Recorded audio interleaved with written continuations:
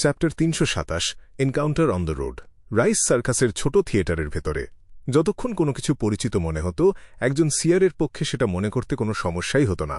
ক্লাইন তার সোনার ফ্রেমের চশমাটা নাকের ওপর একটু ঠেলে দিল, পেছনের দিকে হেলান দিল এবং প্রায় নিঃশব্দে কিছু একটা বিড়বিড় করে বলল। এর পরপরই সে 10 সেকেন্ডেরও বেশি সময় ধরে চোখ বন্ধ করে বিশ্রাম নেওয়ার ভান করল। আসলে সে দ্রুত ঘুমিয়ে পড়ার জন্য এবং স্বপ্নের মাধ্যমে মনে করার জন্য কজিটেশনের সাহায্য নিয়েছিল। এটা বেশ অন্ধকার একটা ঘর ছিল। কফি টেবিলের ওপর শুধু একটা মোমবাতি মিটমিট করে জ্বলছিল। টেবিলের চারপাশে বসে থাকা মানুষগুলো সবাই কালো হুডওয়ালা আলখাল্লা এবং লোহার মুখোশ পরেছিল, যা তাদের মুখের মাত্র অর্ধেকটা ঢেকে রেখেছিল। ইচ্ছে করেই তার ভ্রুর মাঝখানের জায়গাটা মালিশ করতে করতে ক্লাইন চোখ খুলল এবং পশু বশ করার খেলাটা দেখতে থাকল।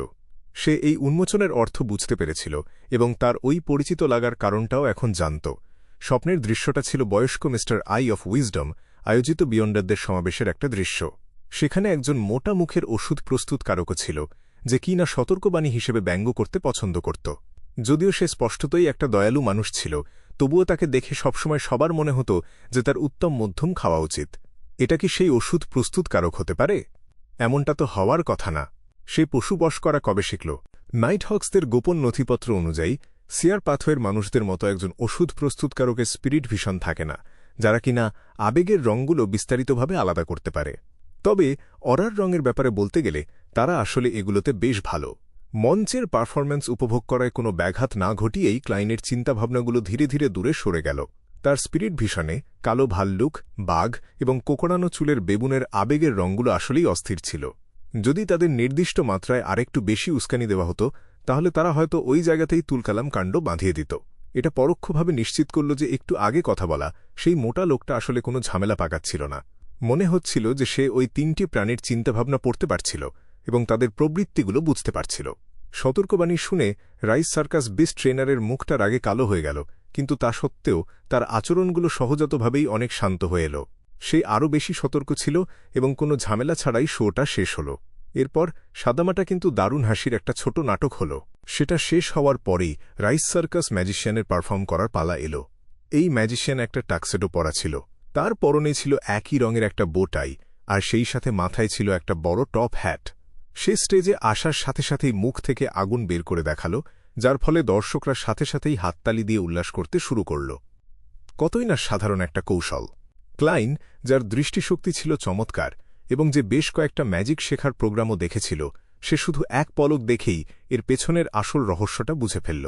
এরপর ম্যাজিশিয়ান একে একে পারফর্ম করল। ক্লাসিক পালানোর খেলা, টুপি থেকে উড়ন্ত কবুতর বের করা, ফুল বের করা, তাসের জাদু এবং আরও অনেক কিছু।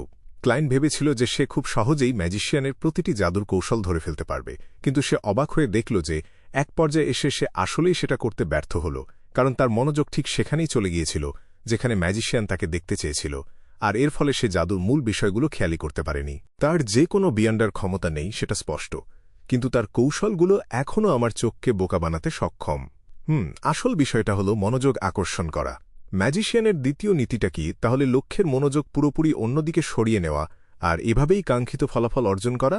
ক্লাইন মনে মনে একটা ধারণা করল, যদিও সে নিশ্চিত ছিল না যে এটা ঠিক নাকি ভুল। ফিডব্যাক পাওয়ার জন্য তাকে এটা অভিনয় করে দেখতে হবে। ঠিক এই সময়েই ম্যাজিশিয়ানের পারফরম্যান্স শেষ হল। দর্শকরা তাদের উষ্ণ হাততালি আর উল্লাস প্রকাশ করতে একটুও কার্পণ্য করল না। সেদিন বিকেলে থিয়েটারের পরিবেশ একদম জমে উঠেছিল। হে হে হে! তৃতীয় নীতি, একজন ম্যাজিশিয়ানের পারফরম্যান্সের জন্য কি দর্শকদের হাততালির প্রয়োজন হয়? ক্লাইন নীরবে অর্ধেক মজা করে আর অর্ধেক অনুমান করার সুরে নিজের মনেই বিড়বিড় করে বলল। 3টা বাজার কিছুক্ষণ পর সে তার কালো ডাবল ব্রেস্টেড ফ্রক কোটের কলারটা টেনে ধরে ছোট থিয়েটারটা ছেড়ে বেরিয়ে এল। সে ওই মোটা লোকটার সাথে যোগাযোগ করার কোনো চেষ্টা করল না, যাকে ওষুধ প্রস্তুতকারক বলে সন্দেহ করা হচ্ছিল, এবং সে শুধু গোপনে তার চেহারাটা মনে রাখল। হঠাৎ করে তাকে ডাক দিলে হয়তো সে খুব বাজেভাবে প্রতিক্রিয়া দেখাতে পারে। সে মিন্স্ক স্ট্রিটে ফেরার জন্য ট্র্যাক করা একটা পাবলিক ঘোড়ার গাড়িতে উঠল। গাড়িটা 2টো তলায় ভাগ করা ছিল, আর প্রতিটা তলায় কয়েকজন করে যাত্রী ছিল। তার স্বাভাবিক অভ্যাস অনুযায়ী ক্লাইন প্রথম তলার জানালার ধারের জায়গাটা বেছে নিল। গাড়িটা সামনের দিকে এগোতে লাগল আর মাঝে মাঝেই থামতে লাগল। ক্লাইন, যে কিনা একটু আগে পাওয়া অনুপ্রেরণাটা মনে করার জন্য আধবোজা চোখ করে রেখেছিল, হঠাৎ তার বুকটা ধক করে উঠল। সে সাথে সাথে সচেতন এবং যুক্তিবাদী হয়ে উঠল। এই অনুভূতিটা অনেকটা এমন ছিল যেন কেউ জোর করে তার স্বপ্নে ঢুকে পড়েছে, অথবা তার আত্মাকে চ্যানেলাইজ করেছে। এই মুহূর্তে সে খুব পরিষ্কারভাবেই বুঝতে পারল যে সে আর বাস্তব দুনিয়ায় নেই। প্রচুর অভিজ্ঞতা সম্পন্ন একজন মানুষ হিসেবে সে এমন ভান করল যেন কিছুই হয়নি। সে চারপাশে তাকাল এবং দেখল যে তার বাঁ দিকে সেই টাক্সিডো পরা ভদ্রলোক এখনও একটা খবরের কাগজ উল্টে পাল্টে দেখছে। সেখানে 2 শিশু ছিল, যাদেরকে হালকা নীল রঙের পোশাক পরা একজন বিরক্ত মহিলা কথা না শোনা এবং দুষ্টুমি করার জন্য বকাঝকা করছিল। তার পাশে মানুষজন রুটি চিবোচ্ছিল অথবা সাথে করে আনা চা খাচ্ছিল। সবকিছু আগের মতোই ছিল। তবে ক্লাইন যখন চুপচাপ তার স্পিরিট ভিশন চালু করল, তখন এই যাত্রীদের শরীর থেকে কোনো অরা বা আবেগের রং বের হল না। তাদের কোনো ইথার বডি নেই। তারা স্পষ্টতই কথা বলছে, রুটি খাচ্ছে আর খবরের কাগজ পড়ছে, কিন্তু তাদের কারও ভেতরেই প্রাণের কোনো লক্ষণ নেই। এটা কি কোনো দৃষ্টিভ্রম, নাকি তারা হঠাৎ করেই মারা গেছে আর শুধু তাদের জীবনের জড়তার কারণেই নড়াচড়া করছে? ক্লাইন শান্ত থাকার চেষ্টা করল যখন সে জানালার বাইরে তাকাল এবং দেখল যে ঘোড়ার গাড়ি আর পথচারীরা পাশ দিয়ে হেঁটে যাচ্ছে। এটা এখনও একটা বিকেলের দৃশ্যই ছিল, তবে তাদেরও কোনো অরার রং নেই। ঘোড়ার গাড়িটা যখন বেশ ধীরে ধীরে সামনের দিকে এগোচ্ছিল, ক্লাইন তখন আরও বেশি গম্ভীর হয়ে পড়ল, কারণ সে বুঝতে পারছিল না যে ঠিক কি ঘটে গেছে। সে মাথা নিচু করে নিজেকে পরীক্ষা করল। সে পরিষ্কার একটা আধ্যাত্মিক দীপ্তি দেখতে পেল, যেটা তার চারপাশের মানুষগুলোর চেয়ে একদম আলাদা ছিল। ঠিক সেই মুহূর্তে সে হঠাৎ একটা রাগান্বিত গর্জনের শব্দ শুনতে পেল। এটা শুনে কোনো মানুষের কণ্ঠস্বর বলে মনে হল না। ক্লাইন মাথা তুলে তাকাল এবং রাস্তার ওপর একটা বড় কালো কুকুর দেখতে পেল। এর ধারালো সাদা দাঁতগুলোতে রক্ত আর মরচের দাগ লেগেছিল। এটা ছিল সেই বিশাল ডেভিল ডগ যে কিনা জঘন্য সব অপরাধ করেছিল। কালো কুকুরটা খুব দ্রুত ফুলে উঠে একটা লম্বা ডেভিলে পরিণত হল। এর পিঠে বাদুড়ের মতো ডানা ছিল আর মাথা থেকে ছাগলের মতো শিং গজিয়ে উঠেছিল, যেগুলোতে রহস্যময় সব নকশা আঁকা ছিল। এটা আকাশের দিকে তাকাল এবং ডেভিলদের ভাষায় বলল, করাপশন। সেটা মুখ খোলার প্রায় সাথে সাথেই ক্লাইন নিশ্চিত হল যে এটা একদম বাস্তব, কারণ এর অরা এবং আবেগের রং ছিল, আর সেই সাথে এর শরীর থেকে শক্তিশালী আধ্যাত্মিক দীপ্তি বের হচ্ছিল। বিশাল ডেভিল ডগের গর্জনের পর কয়েকজন মায়াবী পথচারী বিস্ফোরিত হয়ে একটা কালো ধোঁয়ায় পরিণত হল, যেটা চারপাশের বাতাস ভরিয়ে দিল আর তার দেখার দৃষ্টি আটকে দিল। তবে ক্লাইন অস্পষ্টভাবে দেখতে পাচ্ছিল যে শূন্যে এবং তার চারপাশে বেশ কয়েকজন আসল মানুষ আছে যাদের অরার রং দেখা যাচ্ছে। তারা বিয়ন্ডার ক্ষমতা ব্যবহার করছিল, যেখান থেকে আধ্যাত্মিক দীপ্তি বের হচ্ছিল। কি হচ্ছে এসব? সাধারণ মানুষগুলো মায়াবী, কিন্তু বিয়ন্ডাররা আসল। নাইটহক্স আর ম্যান্ডেটেড পানিশার্সরা কি ডেভিল ডগটাকে খুঁজে পেয়েছে আর বাস্তবতায় কোনো প্রভাব না ফেলেই একটা যুদ্ধের পরিবেশ তৈরি করার জন্য কোনো সিল্ড আর্টিফ্যাক্ট ব্যবহার করেছে? ওই সিল্ড আর্টিফ্যাক্টটার লক্ষ্য কি শুধু বিয়ন্ডাররাই, আর সাধারণ মানুষের ওপর কি এর কোনো প্রভাব নেই? তাই আমি যে কিনা এই পথ দিয়েই যাচ্ছিলাম, আমার খারাপ কপালের জন্যই কি এর ভেতরে আটকা পড়ে গেলাম? ক্লাইনের মাথায় দ্রুত এসব চিন্তা ঘুরপাক খাচ্ছিল, আর সে মোটামুটি একটা ধারণা করে নিল যে তার সাথে ঠিক কি ঘটেছে। কি একটা হাস্যকর বিপদ! সে যখন আবেগ ভরে একটা দীর্ঘশ্বাস ফেলছিল, ঠিক তখনই সে হঠাৎ রক্ত হিম করা একটা তীক্ষ্ণ আর বিকট চিৎকার শুনতে পেল। যে কালো ধোঁয়াটা তার দৃষ্টি আটকে রেখেছিল সেটা হঠাৎ করে সরে গেল, আর বিশাল ডেভিল ডগটা সজোরে মাটিতে আছড়ে পড়ল। তার শরীরটা দুভাগ হয়ে গিয়েছিল, আর বাতাসের সমস্ত আলো একটা জিনিসের ওপর এসে জমা হল, যা দেখে মনে হচ্ছিল যেন অন্ধকার পরিবেশের ওপর একটা পরিষ্কার পবিত্র চাঁদ আলো ছড়াচ্ছে। বিশাল ডেভিল ডগটা আবার নাছোড়বান্দার মতো গর্জন করে উঠল, আর তার শরীরটা হঠাৎ করেই বিস্ফোরিত হল। নিজের আত্মা আর মাংসকে জ্বালানি হিসেবে ব্যবহার করে এটা আকাশ ছোঁয়া নীল আর লাল আগুনের শিখা জ্বালিয়ে দিল।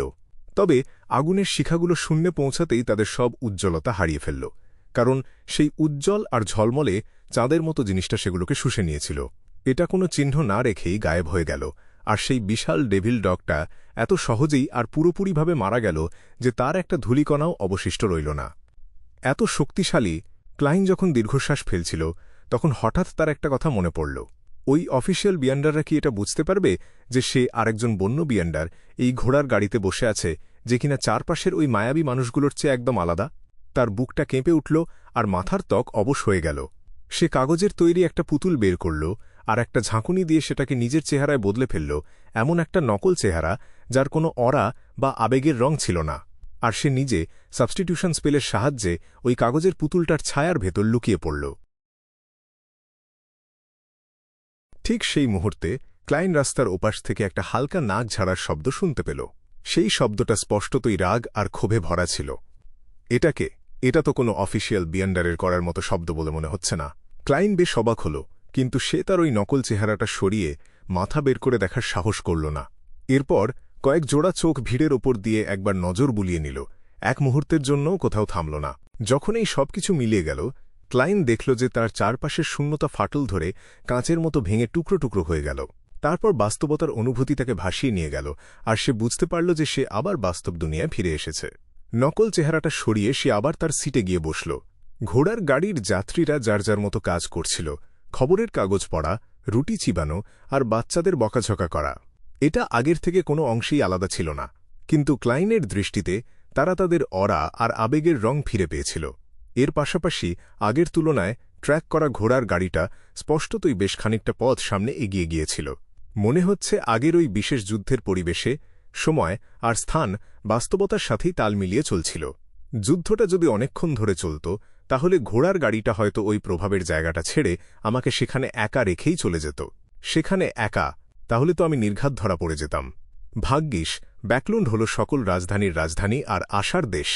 এখানে 3টি প্রধান চার্চের হাই সিকোয়েন্স বিয়ান্ডাররা বসবাস করে। ক্লাইন মনে মনে কথাগুলো ভাবল, আর তখনও তার ভেতরে একটা ভয় কাজ করছিল। সে প্রথমে ভেবেছিল যে তারা যদি তাদের লক্ষ্য স্থিরও করে ফেলে, তবুও কালো ডেভিল ডগটাকে খুঁজে পেতে নাইট হক্স, ম্যান্ডেটেড পানিশার্স এবং অন্যদের বেশ কয়েকদিন সময় লেগে যাবে।